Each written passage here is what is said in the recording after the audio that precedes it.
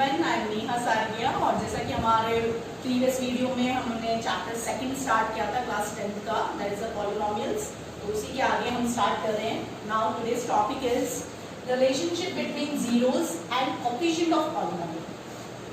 तो हमने last video में पढ़ा था और क्लास 9 में भी आपने जैसे कि पढ़ा था linear polynomial, quadratic polynomial, cubic polynomial के बारे में। और मैंने इसके प्रीवियस वीडियो में आपको जीरोस के बारे में बताया था, उसके ज्योमेट्रिकल रिप्रेजेंटेशन के बारे में बताया था कि कैसे ग्राफ पर एक्स एक्सिस को जहां जहां जो पॉइंट कट करेगा जितने हमारे पास जीरोस होंगे और उसी के अकॉर्डिंग उसकी पॉलिनोमियल की डिग्री भी होगी।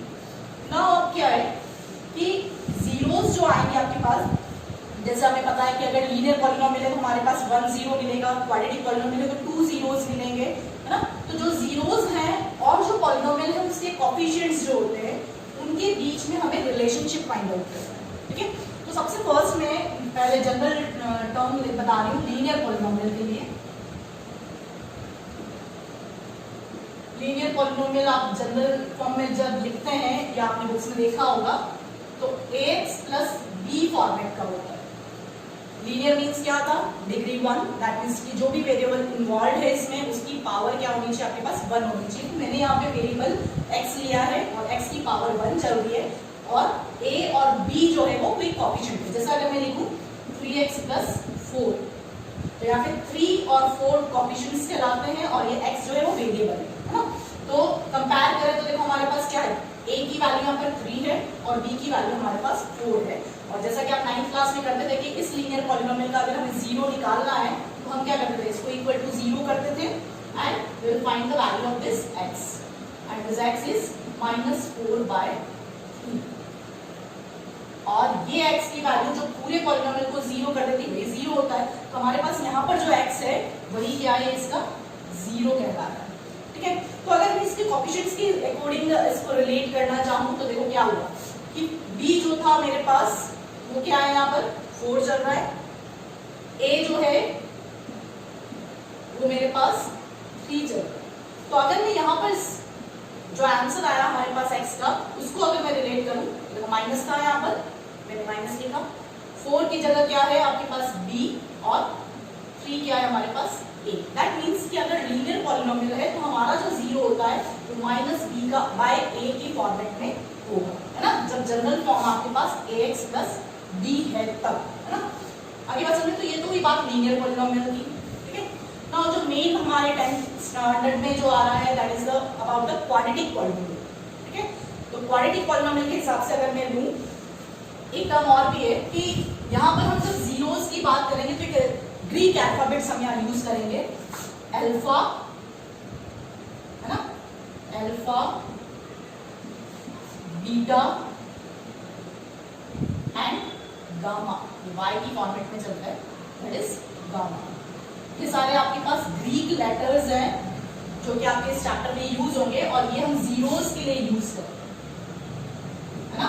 तो जैसे लीनियर पॉलिनोमियल में हमारे पास सिर्फ एक ही जीरो है तो यहाँ पर लिख सकती हूँ कि this zero that is alpha equals to -4/3 आया हमारे पास। ऐसे ही क्वाड्रेटिक पॉलिनोमियल में हमारे पास 2 जीरोस होंगे तो मैं एक को अल्फा नाम दूंगी, एक को बीटा नाम दूंगी, ठीक है। ऐसे ही क्यूबिक पॉलिनोमियल में हमारे पास 3 जीरोस होंगे तो one is alpha, another is beta and another is gamma. Is it okay? तो ये अल्फाबेट्स देखकर या सिंबल्स देख के डरने की कोई जरूरत नहीं, this is just a representation for the different zeros. जितने अलग अलग जीरोस होंगे उसको हमने सिर्फ एक ग्रीक लेटर से डिनोट किया है और कुछ भी नहीं, ठीक है। So I am taking the another quadratic polynomial. अब क्वाड्रेटिक पॉलिनोमियल क्या है,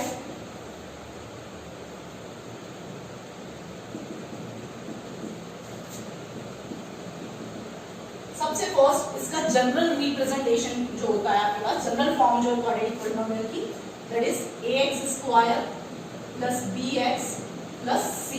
ये आपने लास्ट ईयर भी पढ़ा है। ऐसे बहुत सारे क्वाड्रेटिक पॉलिनोमियल्स हमने सॉल्व करे थे, उसके फैक्टर्स करे थे हमने, उसके जीरोस भी निकाले थे, है ना। क्या है वो c, x² का कोएफिशिएंट जो है वो इसमें a है, x का कोएफिशिएंट b है और c जिसमें कोई x नहीं, कोई वेरिएबल नहीं, तो उसको हम बोलते हैं कांस्टेंट, ना, याद है ना आपको। c is the constant here और ये जो है a that is the coefficient of x² and b is the coefficient of x। अब इसमें हम कैसे रिलेशन ढूंढे जीरोस और उसके कोएफिशिएंट्स के बीच में, तो मैं इसके लिए फर्स्ट एक एग्जांपल लेके स्टार्ट करूंगी। ठीक है। तो क्वाड्रेटिक पॉलिनोमियल में ले रही हूँ यहाँ पर, that is x square minus 2x minus 8, ठीक है। और जब भी क्वाड्रेटिक पॉलिनोमियल की बात आएगी तो यहाँ पर मैं a is not equal to 0 भी आपको लिखा हुआ मिलता है ना। और ऐसे लीनियर पॉलिनोमियल में भी ax प्लस b है आपके पास, तो साथ में आपके पास a is not equal to 0 लिखा हुआ होता है साथ में। अब थोड़ा सोचो कि क्यों लिखा होता है, हमने 9th में भी पढ़ा है, ऐसा नहीं कि हम फर्स्ट टाइम ये चीज पढ़ रहे हैं। चलो मैं आंसर करती हूँ इसका।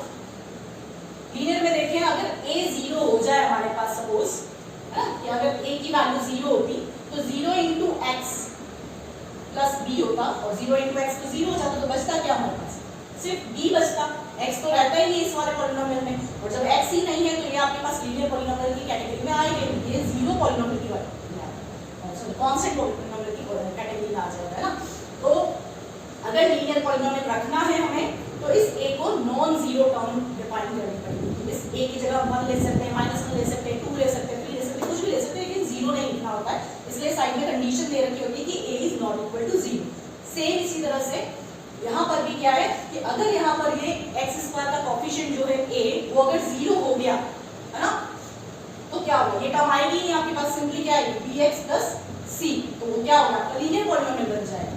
तो क्वाड्रेटिक बना रहने के लिए हम यहाँ क्या करते हैं कि ये कंडीशन डिफाइन करी होती है कि a जो है वो आपके पास 0 नहीं हो सकती, तो इससे कोई डरने की जरूरत नहीं है। अगर आप बुक्स में देखते हो तो ये चीज ऊपर लिखा हुआ मिलेगा, है ना। तो जैसे कि मैंने अभी यहाँ पे पॉलिनोमियल लिया है, quadratic polynomial, that is x square minus 2x minus 8। अब मैंने आपको प्रीवियस वीडियो में भी कहा था कि कैसे आप मिडिल टर्म स्प्लिटिंग करते हैं, किया था आपने 9th क्लास में भी, उसको थोड़ा सा रिकॉल करना, पर फिर मैं यहाँ पे बता रही हूँ क्या करते थे हम मिडिल टर्म स्प्लिटिंग में, कि जो एक्स स्क्वायर के आगे जो कोएफिशिएंट है वो and the last constant terms, उन दोनों का प्रोडक्ट इस तरह से जो भी आएगा उसको हमें ये मिडिल टर्म के अकॉर्डिंग स्प्लिट करना है। क्या था, देखो कि 1, इसका कोएफिशिएंट क्या है 1 into the constant term is -8, that is I get this -8, यानी कि इसकी जो मिडिल टर्म है मुझे इस तरह से ब्रेक करनी कि मेरे पास ये -8 आ जाए, ठीक है।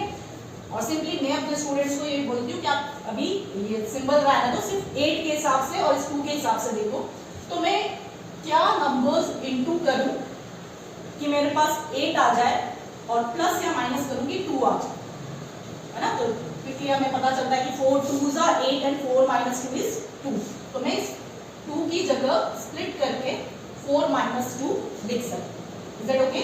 सिर्फ ये बॉक्स की जगह मैंने ब्रैकेट बना के 4 minus 2 लिखा है, मतलब 2 कैसे आया, 4 minus 2 is 2। Now I'm writing this x here, 8 here. Now open this bracket. X square minus 4x is minus minus plus. Is that okay? देखो यहाँ पे क्या आ गया, minus 4x plus 2x, वो आके आपके पास वापस से minus 2x ही आया। Now इन दोनों टर्म्स में से अगर हम कॉमन निकालें तो x is common, x minus 4 is the remaining part. Again in the second bracket we get 2s common, x minus 4 is the remaining part. Now दोनों में से हम ब्रैकेट अगर कॉमन ले ले, x minus 4 दोनों में कॉमन है, तो remaining term is x plus 2, ठीक है। तो ये जो पार्ट है आपके पास वो हमें यहाँ पे भी करना है, मिडिल टर्म स्प्लिटिंग वाला, और फिर हमें जो जीरोस निकालना है उसके लिए क्या करना है। लीनियर पॉलिनोमियल में तो बहुत इजीली हमारे जीरोस निकल गए थे, है ना, बट यहाँ पर लास्ट ईयर हमने सिर्फ फैक्टराइजेशन टर्म के हिसाब से पढ़ा था क्वाड्रेटिक पॉलिनोमियल्स का, अब हम इसका जीरोस भी फाइंड आउट करें। अब जीरोस का मतलब क्या था, सोचो कि ऐसी वेरिएबल की वैल्यू जो पूरे पॉलिनोमियल को 0 के बराबर करे, है ना।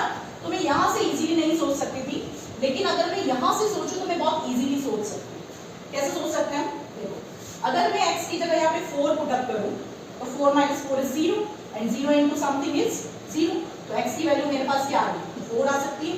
ये 4 पुट अप करेंगे तो पूरा 0 बन जाएगा आपके पास। ऐसे ही ऐसे ही हम सिमिलरली सेकंड ब्रैकेट के ऊपर फोकस करें तो देखेंगे कि x की वैल्यू अगर मैं -2 डालूं, है ना, तो -2 plus 2 is 0 and 0 into this bracket is again 0, तो पूरा पॉलिनोमियल आपके पास क्या हो जाएगा, 0। तो x की मेरे पास दो वैल्यूज आ सकती है, either 4 और -2। Is it clear?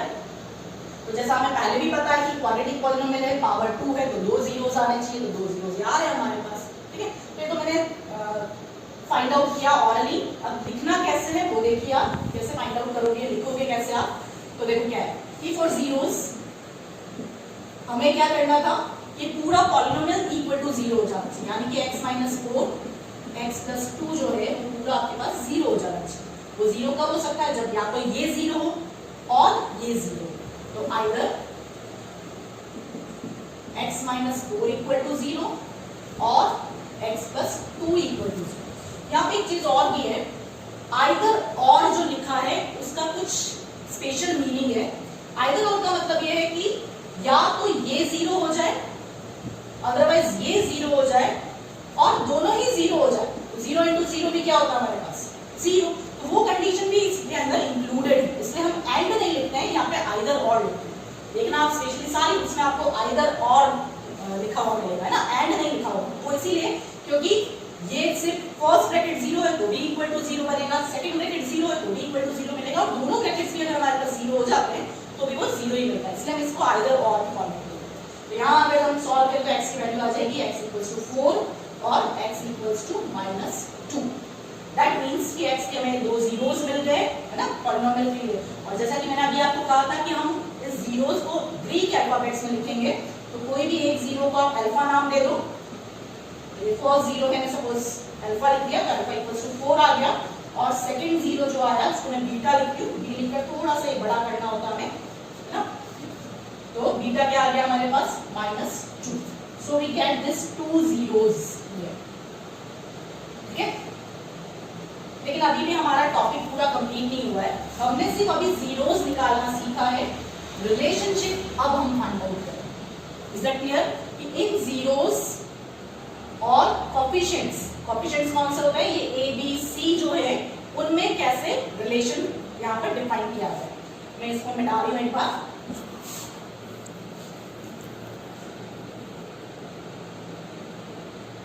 तो हम यहाँ देखें कि सबसे फर्स्ट हम कंपेयर करें अपने जनरल क्वाड्रेटिक पॉलिनोमियल से, तो हमारा a क्या है? a क्या है हमारे पास? Coefficient of x square. तो हमारे इस पॉलिनोमियल में जो कोफिशिएंट है x स्क्वायर का वो क्या है? x स्क्वायर क्या है? कुछ नहीं लिखा है, दैट मींस 0 नहीं मानना है हमें, 1 मानना है ना। ये बहुत से स्टूडेंट मिस्टेक कर देते हैं। ठीक है, x स्क्वायर के आगे कुछ नहीं है, दैट इज 1x स्क्वायर। तो a की वैल्यू क्या आ रही है हमारे पास? 1। सिमिलरली b देखें हम, तो b is the coefficient of x का कोफिशिएंट, दैट मींस x के आगे जो लिखा होता है, तो हमारे पास यहाँ x के आगे क्या है? बहुत सारे स्टूडेंट मन में सोच रहे होंगे it's 2, but it's not 2, it is -2। जो भी सिंबल यहाँ पे है प्लस माइनस का वो हमें यूज करना है, प्लस हम लगाते नहीं है, इसलिए माइनस तो आपको शो करना ही है। Is it clear? तो यहाँ पे क्या है? x का कोफिशिएंट जो है वो 2 नहीं लेना है हमें, -2 लेना है। और ऐसे c जो है that is the constant term, और यहाँ पर हम कांस्टेंट टर्म देखें तो वही वापस से कि नॉट इट्स 8, इट इज -8। पूरा प्लस माइनस के साथ आपको यूज करना है। अब देखो अगर हम यहाँ पे ध्यान से देखें तो हमारे पास जो जीरोस आए थे, अल्फा हमारे पास था 4 और बीटा हमारे पास था -2, है ना। अब यहाँ क्या रिलेशनशिप की बात हो रही है कि सम ऑफ द जीरोस जो आए, sum of zeros, that means alpha plus beta जो आएगी उसकी वैल्यू हमारे पास -b/a के इक्वल होगी। This is the first relationship which we have to prove, है ना। क्या है? अल्फा हमारे पास क्या था? 4, बीटा हमारे पास क्या था? -2। अगर हम इसे सॉल्व करें तो क्या आ गया? ये 4 - 2 दैट इज 2। ठीक है, अब इसी की तरह से हम यहाँ पे देखें तो माइनस यहाँ ऑलरेडी लिखा हुआ है, ये माइनस आपको लिखना है। Now take this the value of b। तो b की वैल्यू हमारे पास क्या आ रही है? -2। एक माइनस ऑलरेडी था और b की value -2 upon a। a is what here? 1। तो क्या आ गया हमारे पास? ये माइनस माइनस प्लस और 2 दैट इज 2 इक्वल्स टू 2। तो देखो हमारे पास क्या रिजल्ट निकला कि हमने अल्फा प्लस बीटा किया, है ना। जो आंसर्स आए थे हमारे पास अल्फा बीटा जीरोस के, उसको प्लस किया तो 2 आया, और -b/a करें हम तो भी क्या आएगा आपके पास? 2 ही आ रहा है। तो this is the relationship between the zeros and coefficients. कि ये फर्स्ट रिलेशन है, सम ऑफ द जीरोस हमें लर्न करके रखना है। इसमें बहुत सारे 1 मार्क MCQ क्वेश्चंस भी होते हैं, शॉर्ट क्वेश्चंस भी आते हैं। बहुत ही इंपॉर्टेंट ये रिलेशनशिप है आपका alpha plus beta equals to minus B by, रट जाता है बच्चों को ये बार बार बोलते बोलते, alpha plus beta equals to minus B by, alpha plus beta equals to minus B by. Similarly इसके साथ एक और रिलेशनशिप है, this is for the sum of the zeros, now for product of the zeros. कैसे आएगा product of zeros?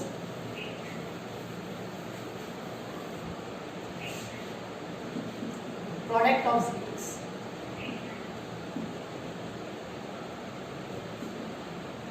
Product of zeros means alpha और beta का product, that is alpha into beta, that is equals to होता है c upon a।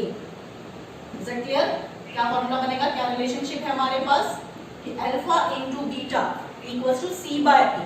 तो हम इसको verify करें, चेक करें कि देखो क्या है हमारे पास, alpha this is 4 and beta is -2। अगर प्रोडक्ट करें तो हमारे पास आ रहा है -8। इसकी राइट साइड भी देखें हम तो c is -8 here and a is 1।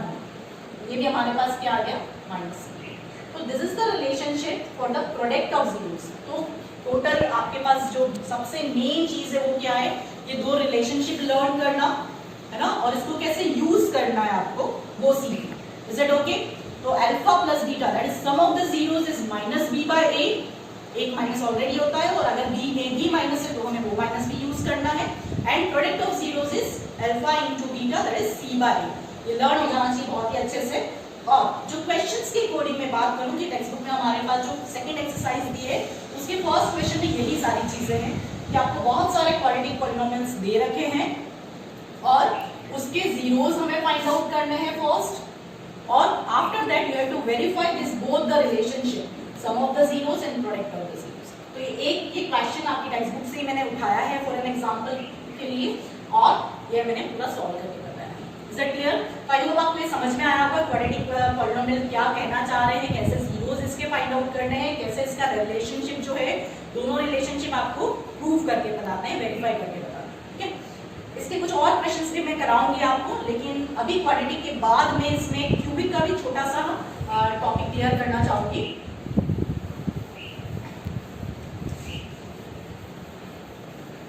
Now linear हो गया, क्वाड्रेटिक हो गया, now for the cubic polynomial.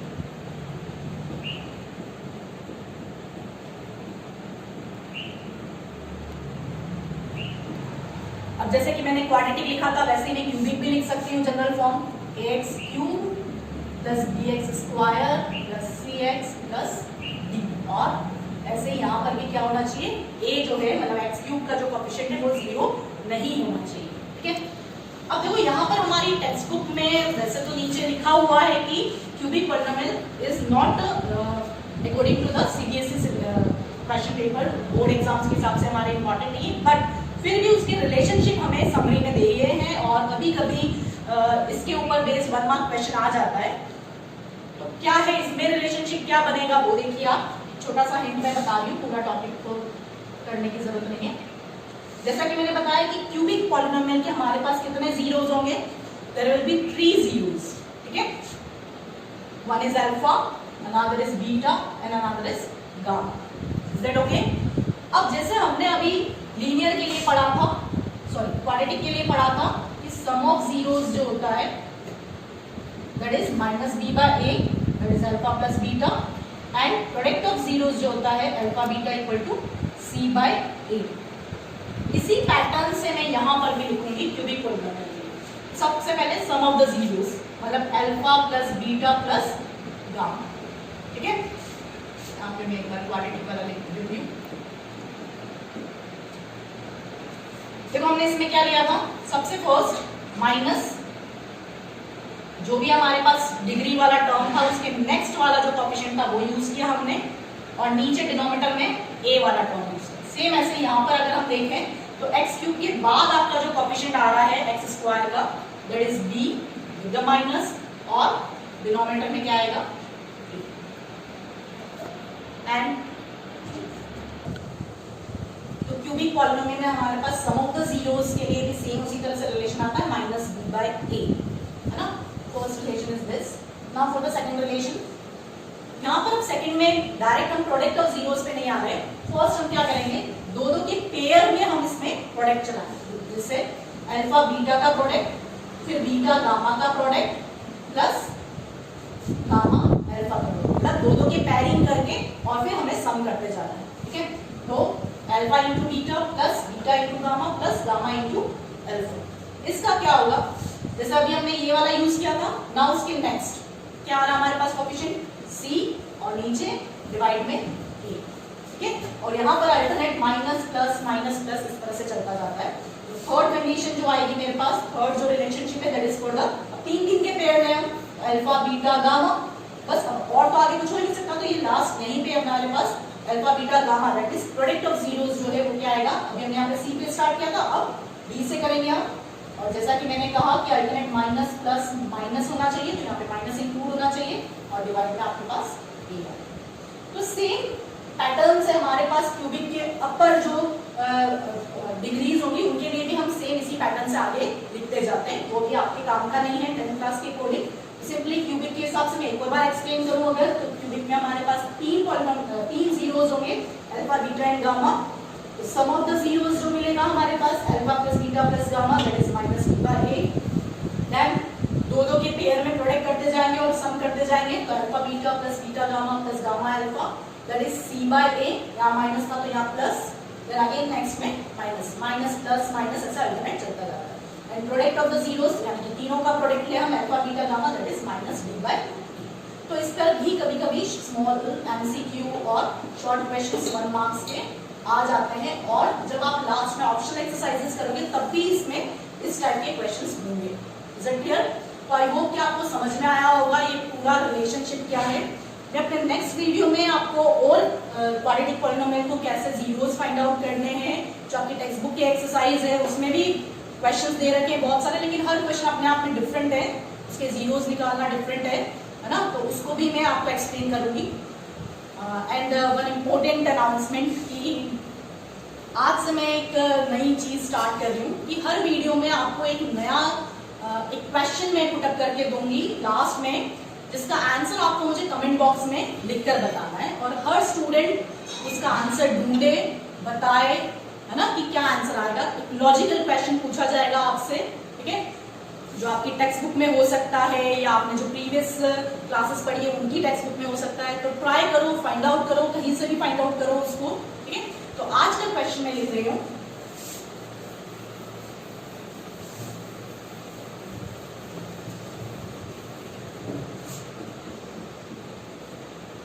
today's question is what is zero polynomial and what is degree of zero polynomial? Is that okay? तो दो questions मैंने दिए हैं आपको, जिनके क्वेश्चंस आपको, जिनके आंसर्स आपको मिल जाएंगे इजीली अपनी 9th की टेक्स्ट बुक में देखिए, आप अपनी 10th की टेक्स्ट बुक में देखिए, ढंग से अगर आप पढ़ोगे आपको याद भी आ रहा होगा कि आप जो भी अभी हमारे क्वेश्चन पेपर्स हुए थे 9th क्लास में, उसमें भी कहीं कहीं हमारे पास आया था पिज्जा बेस्ड जो एग्जाम्स हुए थे आपके, आपको ध्यान आ रहा हो तो उसमें भी ये इस टाइप के क्वेश्चन आए थे। Find out the answer of this, and हर एक स्टूडेंट अपने आंसर्स को मेरे कमेंट बॉक्स में लिखकर जरूर बताए, ढूंढे, क्योंकि ये क्वेश्चंस ऐसे ही नहीं है कि मैं सिर्फ पूछ रही हूँ। अभी हमारा जो बोर्ड पैटर्न चल रहा है उसमें भी ये क्वेश्चंस आते हैं 1 मार्क्स में, शॉर्ट आंसर्स में, एमसीक्यूज वगैरह में। तो फाइंड आउट करो, आई थिंक कि आप सबको अच्छा लगेगा ये सारी चीजें फाइंड आउट करने में भी। आप उसको ढूंढने के चक्कर में आपको कुछ और नई चीजें भी मिलेंगी, है ना। तो it's good for you, do this, लिखिए, कमेंट करिए, okay. Thank you for today. Stay healthy, stay healthy.